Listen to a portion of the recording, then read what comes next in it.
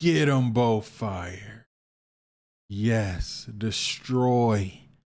Destroy. Listen, if payback, revenge, whatever you want to call it, if it's not going to harm you, it's not going to affect you, I'm all for it.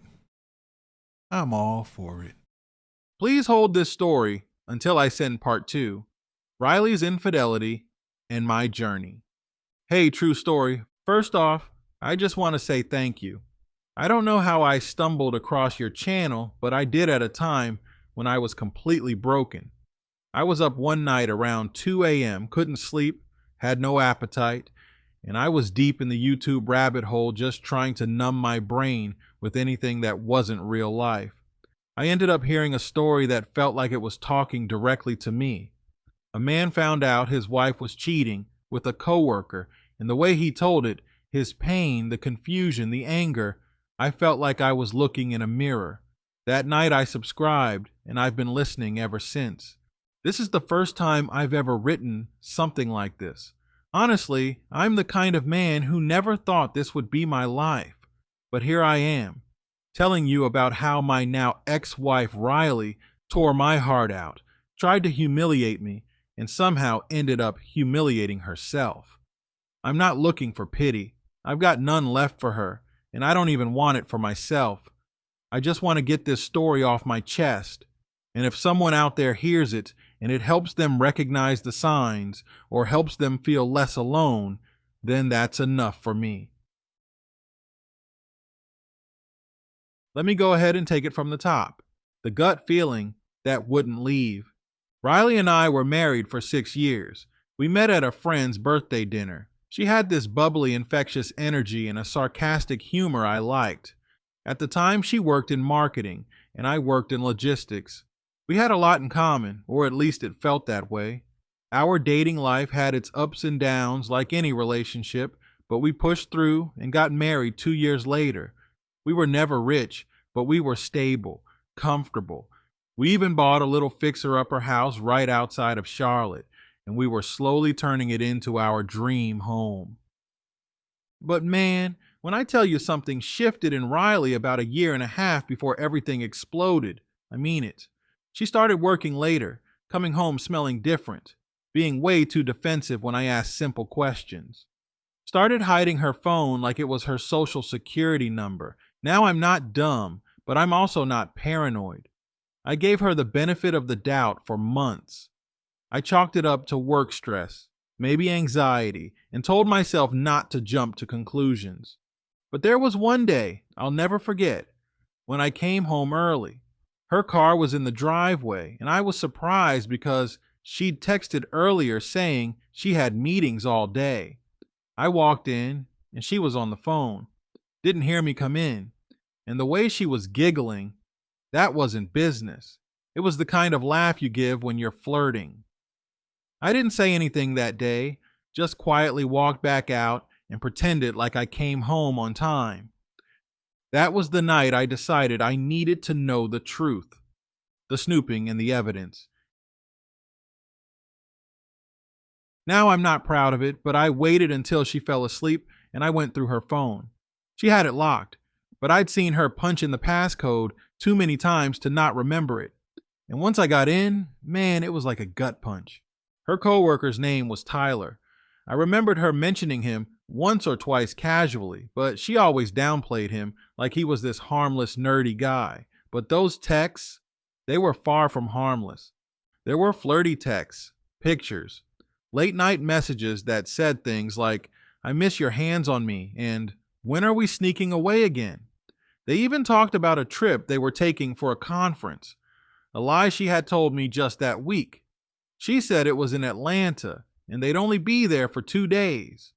But in the messages, I saw the hotel name. I saw the dates. I saw everything. I didn't even sleep that night. I just sat in my truck outside the house and stared at my steering wheel, hands shaking. I didn't cry. I didn't scream. I just went numb. Catching them at the hotel, I waited until the day of their conference. Told Riley I was going to visit my brother in Asheville and wouldn't be home. She kissed me like everything was normal, and left that morning with her little overnight bag. I followed her. I stayed far back, and sure enough, she went straight to that hotel in downtown Atlanta. I waited in my car for about 2 hours watching her and Tyler check in. I waited until they went up. Then I marched my ass right up to that hotel room. I banged on the door, and when no one answered, I lost it. I kicked that damn door in, and there they were, half dressed, drinks on the side table, and Tyler scrambling like a deer caught in headlights. Riley screamed like she was the victim. "Sean, what are you doing here?" I looked her dead in the face and said, "I know everything. You're busted. You played yourself. The lies and gaslighting." And would you believe it? She had the nerve to try and lie to my face. She said, "It's not what it looks like. We're here for a meeting. You're overreacting." I was like, "A meeting? Half naked in a hotel bed? What kind of business is this?" Then she said something so ridiculous I almost laughed. She claimed they were meeting someone from another company there, in the hotel room, to pitch a campaign. Like I was born yesterday. I pulled out my phone and showed her all the screenshots I took of their texts. Her face dropped. That's when the waterworks started. But it was too late. I told her I'd be talking to my lawyer, and I walked out, reaching out to Tyler's wife. On the drive back home, I did something a lot of men might hesitate to do. I looked up Tyler's wife. I had seen her tagged in a few social media photos, so I found her on TikTok. I sent her a message, attached the screenshots, and just said, "I'm sorry to be the one to tell you this, but I thought you deserved to know."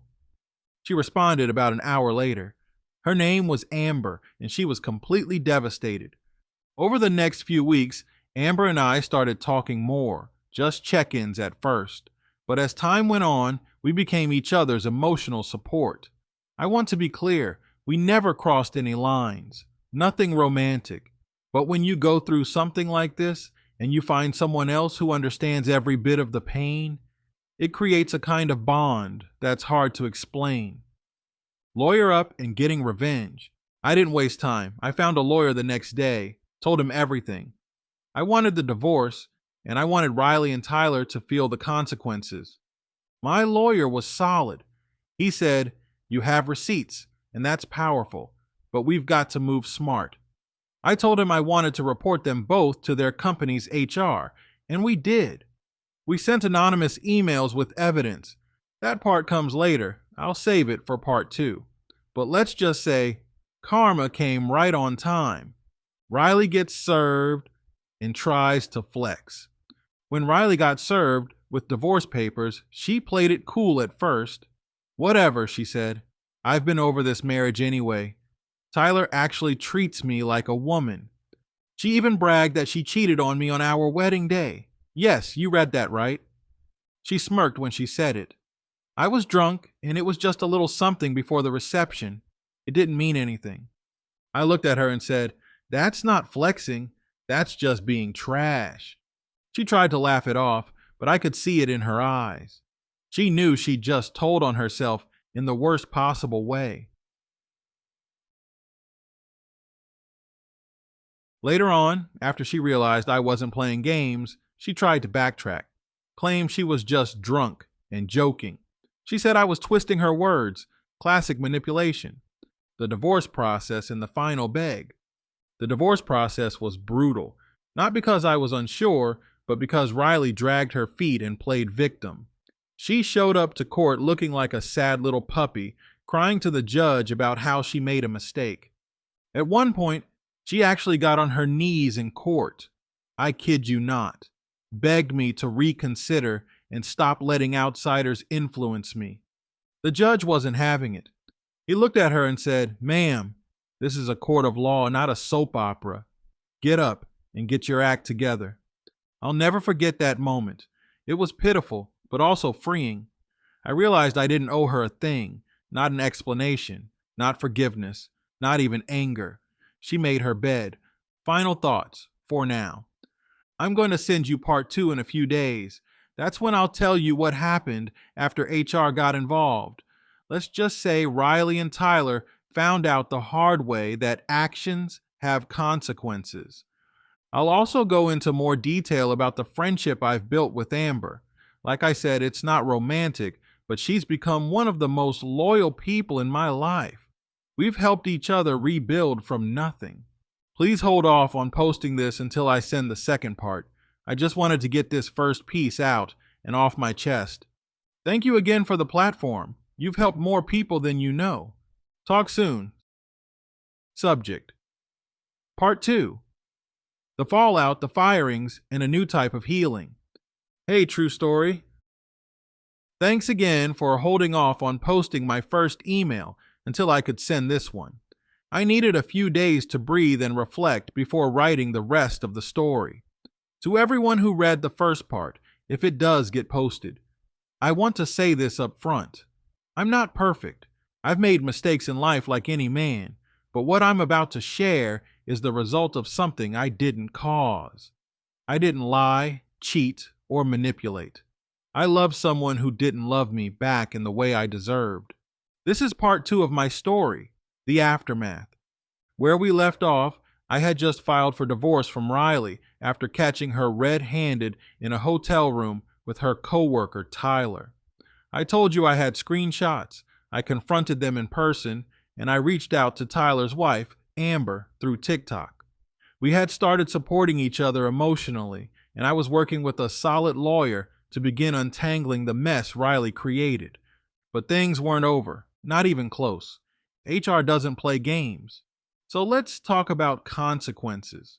People love the idea of moving on and letting go, but I'm a firm believer in accountability. If you're grown enough to cheat on your spouse, sneak around on work time, and lie to your partner's face, you better be grown enough to deal with the fallout. After collecting receipts, screenshots, messages, hotel confirmation, everything, I sent a clean, anonymous email to their company's HR department. I used a burner email account and laid it all out without sounding bitter or personal. Just facts, with attachments to back them up. I'll be honest, I didn't expect a quick response, but about a week later, I got a call from Amber. She sounded winded, like she had just run a mile. "Sean, they got called into HR this morning." Tyler had walked into work like it was just another day, and within the hour, he was escorted out. Riley got the same treatment later that afternoon. I don't know exactly what was said in those meetings, but Amber and I both had contacts inside the company who confirmed they were terminated for policy violations, including misuse of company time and creating a hostile work environment through their secret relationship. Riley tried to act like it was all part of some office politics conspiracy. She posted a sob story on her Instagram about toxic work culture and being misunderstood, like she was the victim of some corporate injustice. Girl, please. You weren't misunderstood. You were just sloppy, disrespectful, and reckless. The petty phase, and letting it go. Now, I'm not proud of this next part, but I'll keep it real. For a few days after she lost her job, I felt this sick sense of satisfaction. Like, yes, finally. Karma came back with interest. She had humiliated me, lied to me, bragged about cheating on our wedding day like it was some joke, and now she was unemployed, living with her sister and begging me to talk things out while acting like her whole world didn't just crumble. She texted me things like, "You ruined my life, and I hope you're happy now." Nah, you ruined your own life. I just stopped protecting you from the consequences, but eventually I had to stop feeding into it. Revenge feels good for a second, but it doesn't heal you. It doesn't build a new life. So, after about 2 weeks of ignoring her calls and deleting her long, emotional paragraphs, I finally texted her this. "I don't hate you. I just don't care anymore. You did what you did. We're done." That was the last message I sent her. Amber and I, not what you think. I know some people might assume that after everything, Amber and I ended up dating, but we didn't, and we haven't. Let me explain. After the initial chaos settled, Amber and I kept talking. Not every day, but enough to check in and vent when we needed it. We were two people whose lives were turned upside down by the people who were supposed to love us. We both lost marriages, trust, and time we couldn't get back. We were trauma bonded, sure, but it didn't evolve into anything romantic. Instead, we became solid friends. I mean, really solid. We started meeting up once a week, usually at this quiet little cafe downtown. We'd talk about anything and everything: our parents, childhoods, therapy, awkward dating experiences, future goals. It was the kind of connection you don't plan for, but it grounds you. She told me that Tyler tried to get back with her too. He showed up at her apartment one night with flowers and tears, talking about how he made a huge mistake. She shut the door in his face. She said, "I watched the man I married become a stranger. I don't want him. I just want my peace." I felt that in my soul. Learning to breathe again. One of the hardest parts about divorce, especially a divorce rooted in betrayal, is that you don't just lose a partner. You lose your routines, your weekends, your plus one. You lose a version of yourself that you had wrapped up in someone else. After the dust settled, I found myself doing simple things alone again for the first time in years: grocery shopping, watching Sunday football, going to Home Depot. There were times I'd see something Riley liked, and for a split second, I'd reach for it, then remember. That version of my life is over. But in that emptiness, I also found something I hadn't had in years: clarity. I started hitting the gym again. I cleaned out the garage and turned part of it into a workspace. I signed up for cooking classes. Yeah, laugh if you want, but I make a mean chicken Alfredo now. I started sleeping better. I laughed more. I reconnected with a few old friends I drifted from because, truthfully, Riley never liked them. It hit me one night. I was finally breathing again. Riley's meltdown, the public one. I said earlier that I stopped replying to Riley, but that didn't stop her from trying to reach me. At first, she sent long texts. Then she left voicemails. Then she tried getting mutual friends to check on me on her behalf. But the wildest moment, she showed up at my gym. I was midset, headphones in, minding my business, and there she was, standing in front of me in leggings and a fake casual smile. "I just wanted to talk," she said. I took my headphones out and said, "There's nothing left to say." She tried to follow me to the locker room. I had to get one of the trainers to escort her out. It was embarrassing for her. The next day, she posted one of those long-winded storytime videos on Instagram, crying about how some men hold grudges forever and won't give you the chance to grow. Comments were brutal. People knew. Word had spread in our social circles. People who knew me and knew what she'd done weren't buying her act. I didn't even comment, didn't share, didn't text her. My silence was louder than anything. The clean break. Eventually, the divorce was finalized. She didn't get the house. She didn't get alimony. The judge ruled in my favor across the board, partially because of the infidelity and partially because she tried to play games in court. When she realized she was walking away with next to nothing, she tried one last stunt, sent me a message saying, "Maybe we rushed this. Maybe we should have tried counseling." It was laughable at that point. You don't cheat, lie, and mock your vows, then act like a couple's retreat can fix it. That's not healing. That's desperation. I blocked her on everything: phone, email, socials. I needed it to be done. Moving forward. I'm not going to sit here and say everything's perfect now. Some nights the memories still sting. There are moments I see a happy couple in a restaurant and feel a pang in my chest. But I've also learned something. Peace is better than pretending. I'd rather be single and sleeping peacefully than married and questioning my worth every day. I'm not rushing back into anything. Amber and I are still close. We even started volunteering together at a local shelter twice a month. But we've agreed to keep it platonic. We both need time. And honestly, that's been refreshing. No pressure, just genuine friendship. For the men reading this, If this story gets posted and you're reading this right now, especially if you're a man going through something similar, I want you to hear me. Trust your gut. Don't ignore the red flags. You are not crazy. You are not weak for walking away. And you do not have to take someone back just because they finally realized your value.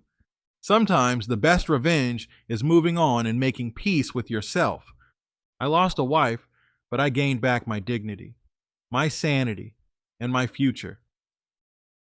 Thank you again, True Story. Feel free to post both parts now. If it helps even one man out there feel less alone or recognize a toxic situation for what it is, then it's worth it. Take care. Forgot to mention something big, my new business venture. Hey, True Story, I appreciate you for still holding off on reading my story on the channel. I promise this will be my last update, at least for now. I realized after sending part 2 that I left out something major. I don't know how I forgot, considering how central it's been to my healing and growth, but I did. So here I am again. First off, I want to apologize for the back-to-back emails. I know it's a lot, and I appreciate you taking the time to read my story piece by piece. There's just something about putting it into words that's been helping me process everything. Writing this has been almost like therapy, and knowing it might be shared on your platform means even more. Anyway, what I forgot to include was this. I started a business. Not just a side hustle or a quick money grab, but a real grounded long-term vision. And it all started not too long after the divorce from Riley was finalized. Funny how you sometimes have to lose everything to finally gain something that's fully yours. Let me walk you through how it all unfolded. The idea was born in rock bottom. So after Riley was out of the picture and the dust had settled, I found myself in this strange place emotionally. I wasn't necessarily depressed, but I wasn't excited about life either, just existing. I was going to the gym, seeing Amber for coffee and volunteering and doing everything right, but there was this emptiness I couldn't shake.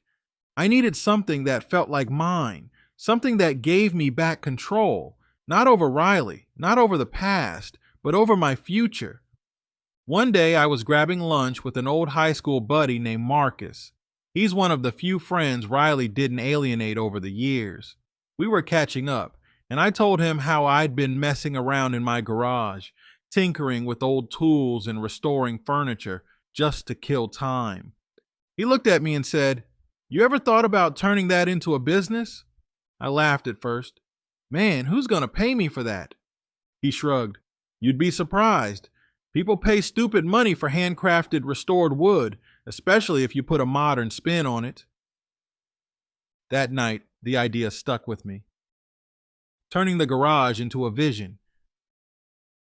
I started small, took an old coffee table from Goodwill and stripped it down, restained the wood, sanded the legs, gave it a matte black finish, and added a custom pattern on the tabletop. It looked clean, modern with a rustic edge. I posted it on Facebook Marketplace just to see what would happen. Within 2 hours, I had 4 offers. One guy drove across town and paid me $250 for it. That was all the confirmation I needed. I started spending nights in the garage, music on, headphones in, sawdust everywhere. I'd wake up early, go to the gym, then spend afternoons hunting estate sales, flea markets, and auctions for solid wood pieces that I could breathe new life into. Dressers, chairs, nightstands, you name it. It felt good, not just because I was making money, but because I was creating something. I wasn't just fixing furniture, I was fixing myself. Naming the business, a nod to the past. Coming up with a name was surprisingly hard. I didn't want anything cheesy or overused. I went through dozens of options before I landed on something simple but meaningful. Reclaimed by Sean. Reclaimed furniture. Reclaimed self-worth. Reclaimed time. It fit. I got a logo made on Fiverr, bought a domain, and set up a basic website. Amber actually helped with the copy. She has a background in content writing, so she polished it up and made everything sound way better than I ever could. We took some photos of the garage setup, added customer testimonials, and within a few weeks, I had people contacting me for custom orders. The learning curve and mistakes. It wasn't all smooth sailing, I'll be real with you. I had a few rough orders early on. One lady wanted a mid-century console table, and I accidentally used the wrong sealant. It looked amazing for 2 days and then started bubbling. She was mad, like, write a review mad. Instead of getting defensive, I called her, apologized, drove to her house, picked it up, and redid the whole thing for free. That move earned me not just a repeat customer, but referrals. That one lady brought me 6 new clients over the next 2 months. Word of mouth is everything in this game. How business became therapy? There's something spiritual about working with your hands, taking something that's been tossed aside, damaged, forgotten, and giving it a second life. I started realizing that the furniture was kind of symbolic. Each piece I worked on reminded me of myself, scratched, worn, maybe even cracked, but still valuable, still worth saving, just needed the right touch. The garage, once a storage unit full of emotional baggage, turned into my sanctuary, a place where the past didn't matter, only the now. Even on tough days, when old memories would creep in, I found calm in the motion, sanding, measuring, staining, painting. Each project became a meditation. Amber's role in the growth. I told you earlier that Amber and I are not romantic, and that's still true. But if I'm being honest, I don't think I could have gotten this far without her. She's been my unofficial business partner, helping me with the website, brainstorming ideas for content, even coming up with Instagram captions, which I'm terrible at, by the way. We'd go on Saturday morning coffee runs, stop by flea markets together, and she'd keep an eye out for pieces with good bones, as she puts it. At one point, she said something I'll never forget. You're not just building furniture, Sean. You're building a new version of yourself. She's right, I didn't see it then, but I do now. The turning point, my first big sale. 3 months in, I got an order from a small interior design firm downtown. They'd seen my stuff online and wanted a custom entryway bench and side table set for a new client. It was a $500 job, my biggest yet. I worked on it nonstop for a week, triple checked every measurement, made sure the finish was flawless, delivered it myself and even installed it on site. The designer was blown away. She took a video for her Instagram page, tagged my business, and that one post brought in over 2,000 new followers and 30 inquiries. That's when I knew I had something real. Now and what's next? Right now, I've got a 3-month waitlist and enough monthly revenue to replace my old day job. I've started training my cousin on basic restorations so I can scale a bit without burning out. I'm also planning to open a small workshop space in the next 6 months. Nothing fancy, just a place outside my house with better tools, ventilation, and room to grow. And you know what the crazy part is? If Riley had never cheated, I might never have found this path. I'd probably still be clocking in at a job I tolerated, coming home to someone who resented me, shrinking a little more each year. As strange as it sounds, her betrayal was the reset I didn't know I needed. Lessons I've learned. If I had to sum up what this business has taught me, not just about entrepreneurship, but about life, it would be this. Start small, but start. Waiting for the perfect moment means you'll never move. Don't underestimate yourself. The version of me in that hotel hallway would have never believed I'd be here. Let pain push you, not break you. Anger is fuel. If you use it right, it'll take you somewhere beautiful. Community matters. Whether it's a best friend, a cousin, or a fellow betrayed spouse, you need people in your corner. Success is the best silence. I don't need to clap back at Riley anymore. My life speaks for itself. To the True Story family, if my email ever gets read on the channel and this third part gets added too, I want to say this to anyone listening. Your worst day isn't the end. It might just be the beginning. You can build something beautiful out of the rubble. It might not be furniture. It might be a book, a blog, a gym transformation, a new degree. But whatever it is, build it. Pour your heartbreak into something that lasts. Because here's the truth. Riley took a lot from me. She took my trust, my time, my peace, but she didn't take my ability to start over. I reclaimed that, and now I'm never giving it away again. Thank you again for everything. Feel free to include this in the story when you finally post it. If you do read it, I'd love if you could mention the business name, Reclaimed by Sean, because who knows, maybe someone listening wants a custom table or just to support a man who turned pain into purpose. Wishing you all the best.